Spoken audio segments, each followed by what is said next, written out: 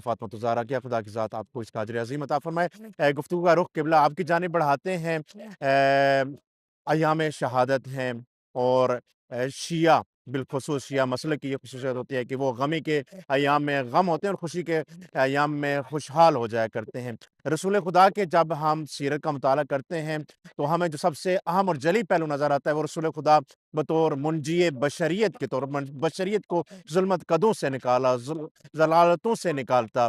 میں چاہوں گا کہ کچھ گفتگو رسول خدا بطور منجی بشریت کے حوالے سے کی جائے۔ اعوذ باللہ من الشیطان الرجیم، بسم اللہ الرحمن الرحیم، الحمد للہ والصلاة والسلام علی اہلہ۔ السلام علیکہ یا رسول اللہ، السلام علیکہ یا خاتم النبیین، السلام علیکہ یا رحمت للعالمین ورحمۃ اللہ وبرکاتہ، السلام علیکہ یا مولاي یا امیر المؤمنین علی بن ابی طالب ورحمۃ اللہ وبرکاتہ۔ سب سے پہلے مناسبت شہادت عظمہ رسول گرامی اسلام جو یہ ایام چل رہے ہیں اس کی مناسبت سے بارگاہ امیر المومنین علیہ السلام میں اولاً تسلیت و تعزیت پیش کرتے ہیں۔ اس کے بعد امام زمانہ عجل اللہ تعالیٰ فرجہ الشریف تمام مسلمانان جہان کی خدمت میں تعزیت و تسلیت پیش کرتے ہیں۔ رسول گرامی اسلام کے اگر تذکرہ کریں تو اس صورت میں پیغمبر گرامی اسلام نے جس انداز میں دین مبین اسلام کو پہنچایا، کہتے ہیں کہ ما اوذی النبی مثل ما اوذیت۔ خود پیغمبر گرامی اسلام کا فرمان ہے، دین اسلام کو پہنچانے کے حوالے سے، توحید کو پہنچانے کے حوالے سے، خدا کی وحدانیت کو پہنچانے کے حوالے سے جو اذیتیں محمد نے برداشت کی، جو اذیتیں مجھ محمد کو دی گئی وہ کسی اور نبی کو نہیں دی گئی۔ یعنی اس قدر آپ نے اذیت دی، اور نہ صرف یہی اذیت جو لوگوں کی طرف پہنچائے بلکہ آپ خود اپنے اندر بھی احساس کرتے تھے۔ قرآن کی آیت ہے فَلَعَلَّكَ بَاخِعٌ نَفْسَكَ عَلَىٰ آثَارِهِمْ إِن لَمْ يُؤْمِنُوا بِهَذَا الْحَدِيثِ أَسَفًا۔ یعنی خداوند عالم پیغمبر گرامی اسلام سے مخاطب ہو کے فرما رہا ہے، اے نبی تو اس قدر اپنے آپ کو پریشانی میں، اس قدر اپنے آپ کو مصیبت میں نہ ڈال۔ فَلَعَلَّكَ بَاخِعٌ نَفْسَكَ، باخع عربی میں کہتے ہیں اپنے آپ کو ہلاکت میں ڈال دینا۔ فَلَعَلَّكَ بَاخِعٌ نَفْسَكَ عَلَىٰ آثَارِهِمْ إِن لَمْ يُؤْمِنُوا بِهَذَا الْحَدِيثِ أَسَفًا۔ قرآن کو پہنچانے کے حوالے سے، خدا کی پیغام کو پہنچانے کے حوالے سے، رسالت کو پہنچانے کے حوالے سے لوگ اگر اس پیغام پر توجہ نہ دے، لوگ اگر اس پیغام کو ایکسپٹ نہ کریں تو آپ اپنے آپ کو اس قدر مشقت میں نہ ڈالیں، کہیں ایسا نہ ہو کہ آپ اپنے ہاتھ، اپنے جان کھو دیں، اپنے جان کھو دیں، اپنے آپ کو ضرر پہنچائے۔ پیغمبر گرامی اسلام نے اگر آپ پوری زندگی کا مطالعہ کریں پیغمبر گرامی اسلام کا تو شعب ابو طالب جیسا جو حصار پیغمبر گرامی اسلام کو ملی، سخت ٹائم تھا، بہت سخت ٹائم تھا، حتیٰ کہ قریش والوں نے آپ کے ساتھ مکمل طور پر بائیکاٹ کیا۔ کہتے ہیں کہ وہاں پہ کچھ نکات پیغمبر گرامی اسلام اور حتیٰ کہ کل نے قریش کے ساتھ انہوں نے بائیکاٹ کیا۔ کہتے ہیں کہ نہ کوئی قریش والوں کے ساتھ رابطہ رکھے، نہ کوئی وہ رابطہ رکھے تو ان کو جو نہ قبول کرے، نہ کوئی ان کو کھانا کھلائے، نہ ان کا کھانا کوئی کھائے، نہ ان کے ساتھ کوئی شادی کرے، نہ ان کی شادی میں شریک ہو۔ اس قدر آپ کو مشقت میں ڈال دیا کہ حتیٰ کہ تاریخ بتاتی ہے بچے درختوں کے پتے کھانے پہ مجبور ہو گئے۔ اس قدر پیغمبر گرامی اسلام نے کہنا آسان ہے لیکن جس پہ گزرتی ہے اس کو پتہ ہوتا ہے، جو گزر جاتے ہیں ان کے لیے پتہ ہو جاتا ہے۔ لہذا پیغمبر گرامی اسلام نے اس قدر، حالانکہ ایسا نہیں تھا کہ پیغمبر گرامی اسلام اگر آج کل کے دور کے مسلمانوں کی طرح، آج کل کے دور کے لوگوں کی طرح جو مادی ذہن رکھتے ہیں، پیغمبر گرامی اسلام کے سامنے بھی بہت سارے آفرز کیے کہ بہترین اس وقت کے عرب کے بہترین خوبصورت ترین خواتین ان کے سامنے پیش کیے، چاندی و سونا و تمام جواہرات ان کے سامنے رکھ دیے۔ تو پیغمبر کس لیے کہ تاکہ دین اسلام کی تبلیغ سے باز آ جائے۔ تو پیغمبر گرامی اسلام کیا فرماتے ہیں، لو وضع الشمس بیمینی والقمر بیساری ان اترک هذا الامر فلا افعل ذلك۔ یعنی میرے دائیں ہاتھ میں چاند رکھا جائے، بائیں ہاتھ میں سورج رکھا جائے اور یہ کہیں کہ اس کام سے باز آ جائے، میں کبھی باز آنے والا نہیں ہوں۔ یعنی پیغمبر گرامی اسلام کے عزم کو دیکھیں، حوصلے کو دیکھیں، چونکہ پیغمبر گرامی اسلام جانتے تھے کہ مسئولیت کو کس طریقے سے انجام دینا ہے،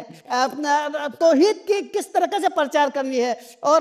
خداوند عالم کی کس طریقے سے اطاعت کرنی ہے۔ ابھی ہم ظاہراً لقلقۂ لسانی سے ہم مسلمان تو کہتے ہیں، اپنے آپ کو رسول گرامی اسلام کا محبین تو شمار کرتے ہیں، لیکن سیرت سے ہم غافل ہیں۔ ایسے پیغمبر گرامی ہونا تو یہ چاہے کہ ہم پیغمبر گرامی اسلام کی سیرت سے درس حاصل کریں۔ اگر یہ ایک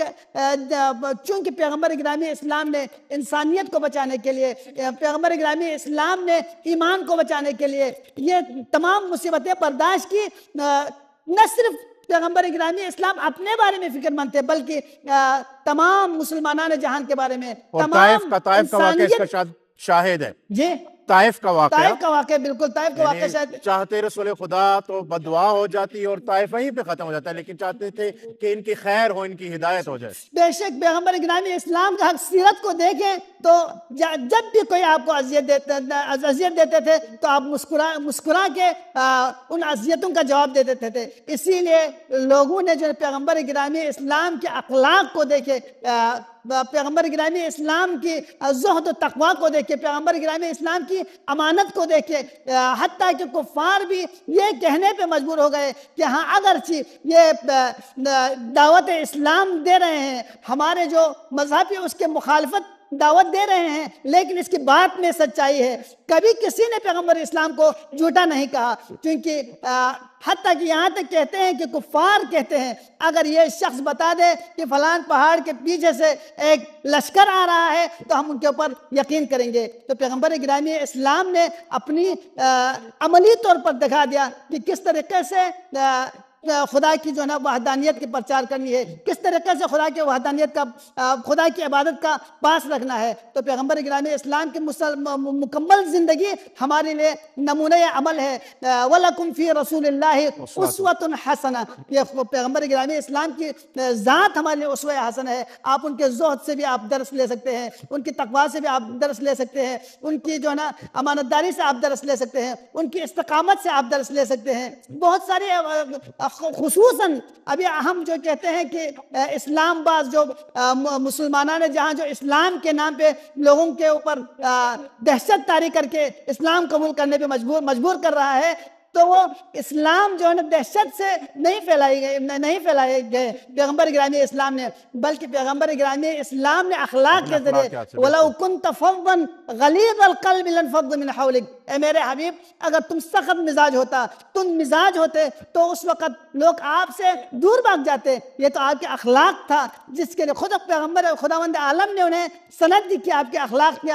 عظمت کے لیے اِنَّكَ لَعَلَىٰ خُلُقٍ عَظِيمٍ، یعنی خلق عظیم کا مالک پیغمبر گرامی اسلام نے اپنے اخلاق سے دکھایا کہ، اور ہدف بعثت بھی شاید یہی اخلاق جو نا ذکر کیا جائے۔ پیغمبر فرماتے ہیں بُعِثْتُ لِأُتَمِّمَ مَكَارِمَ الْأَخْلَاقِ، مجھے اگر مبعوث بے رسالت کیا گیا ہے تو اخلاق کو تمام کرنے کے لیے۔ لہذا اگر آج ہم بھی پیغمبر گرامی اسلام کے اوپر، پیغمبر گرامی اسلام کی سیرت کے اوپر چلنا چاہے تو ہمیں تبلیغ دین کے لیے، خصوصاً جو مبلغین ہیں، خصوصاً جو صنف روحانیت ہے، ان کے لیے اخلاق کے ذریعے، کردار کے ذریعے عملاً دکھانا چاہے۔ جیسے کہ بتایا کہ کونوا دعاة الناس بغیر السنتکم، اگر لوگوں کو دعوت دینی ہو، پیغمبر گرامی اسلام کے سیرت کے حوالے سے بتانی ہو تو سب سے پہلے اپنے آپ کو نمونہ اخلاق بنا دے۔ سب سے پہلے اپنے آپ کو تخلقوا باخلاق اللہ، جیسے کہ حدیث میں آ گئے ہیں کہ جو اخلاق خداوندی ہے، اخلاق خداوندی کا مظہر پیغمبر گرامی اسلام کی ذات ہے۔ جیسے کہ خود حدیث قدسی میں آئے ہیں كنت كنزا مخفيا فاحببت ان اعرف فخلقتك يا محمد، میں تو چھپا ہوا خزانہ تھا، خداوند عالم کے لیے جسم نہیں ہے، خداوند عالم کے لیے ذاتی ظاہری کوئی اعضاء نہیں ہے، لہذا پروردگار عالم نے اپنی اوصاف کو لوگوں تک پہنچانے کے لیے، اپنی صفات کو لوگوں تک بتانے کے لیے پیغمبر گرامی اسلام کو کہا کہ کنت کنزا مخفیہ، میں تو چھپا ہوا خزانہ تھا، فاحببت ان اعرف، بس میں نے چاہا کہ اپنے آپ کو پہچانواؤں، فخلقتک یا محمد، اے محمد میں نے تجھے خلق کیا۔ اب اگر ہم دیکھیں تو یہ ائمہ معصوم علیہ السلام کی ذات گرامی کے حوالے سے دیکھیں تو اولنا محمد، اوسطنا محمد، آخرنا محمد، وکلنا محمد، یہ سب کے سب محمد ہے، سب کے سب مظاہر ذات الہی ہے، مظاہر صفات خداوندی ہے۔ اگر ہم نے خدا خدا کی صفت کو دیکھنا ہے تو محمد آل محمد کو دیکھیں، بے شک۔ آپ خداوند عالم کی حلم کو دیکھیں تو محمد کی ذات میں دیکھیں، واہ۔ خداوند عالم کی کرم کو دیکھیں محمد کی ذات میں دیکھیں، خداوند عالم کی عظمت کو دیکھیں محمد کی ذات میں دیکھیں۔ آپ تو ہر جہت سے رحمت للعالمین اگر پیغمبر کو کہا گیا نا تو پروردگار کی ذات ارحم الراحمین ہے، بے شک۔ اگر خدا پیغمبر کے ساتھ امام المتقین ہے تو پیغمبر رب جلال جو ہے نا منبع تقوی ہے، تو لہذا اگر پیغمبر کی ذات سے ہم نے درس لینی ہے تو صفات مظہر خداوندی محمد و آل محمد کی ذات ہے، لہذا ہمیں پیغمبر گرامی اسلام کی ذات سے جو ہے نا درس حاصل کرنا چاہے اور اپنے آپ کو کما حقہ اطیعوا اللہ و اطیعوا الرسول واولی الامر منکم کے اس مصداق میں شامل کرتے ہوئے مطیع بننا چاہے۔ حسن تم کے لیے بہت بہت شکریہ، آپ یہاں پہ تشریف لائے اور بڑی پیاری گفتگو ہوئی، انشاءاللہ اس سلسلہ جاری و ساری رہے گا۔ ناظرین کرام، اس وقت ہم موجود ہیں نجف اشرف میں، اور نجف اشرف میں جس طرح اربعین حسینی کے موقع پر پوری دنیا نجف اشرف آتی ہے اور نجف اشرف سے کربلا کی جانب مشی ہوتی ہے اور لوگ پیادہ روی کر کے اپنی محبت کا اظہار کرتے ہیں، اسی طرح اس مناسبت کے حوالے سے بھی کربلا معلیٰ سے مشی ہوتے ہوئے لوگ پیدل چلتے ہوئے پیادہ روی کرتے ہوئے واک کرتے ہوئے اپنی محبت کا اظہار کرتے ہیں اور لبیک یا رسول اللہ، لبیک یا حسن مجتبی، لبیک یا علی مرتضیٰ کی صداؤں کے ساتھ ان ایام کو منایا جاتا ہے۔ خدا کی ذات سے دعا کرتے ہیں کہ خدا کی ذات آپ کی زندگی میں بھی ایک دن ایسا ضرور آئے کہ یہی ایام ہوں اور آپ سرزمین مقدس نجف اشرف میں ہوں۔ اپنی دعا میں یاد رکھے گا، آپ سب کے لیے دعا گو بھی ہیں اور نائب الزیارہ بھی ہیں۔ لبیک یا رسول اللہ، لبیک یا علی۔